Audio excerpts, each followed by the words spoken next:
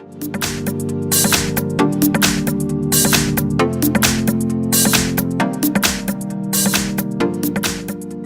I have Huawei Mate 20 and let me show you how to enable simple mode on the following device.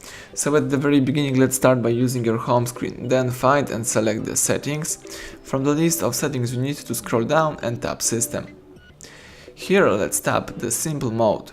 So as you can see, if you would like to enjoy the minimal home screen with a simple layout and large icons, you need to tap apply. That's it, this is the simple mode of Huawei Mate 20. As you can see here, you've got the really simple home screen. You can use the following apps like dialer, messages, contacts, camera, music, all gallery, or you can also simply quit this mode by swiping to the left and by typing the standard mode. That's it, this is really simple. So thank you for watching, please subscribe our channel, leave thumbs up under the video.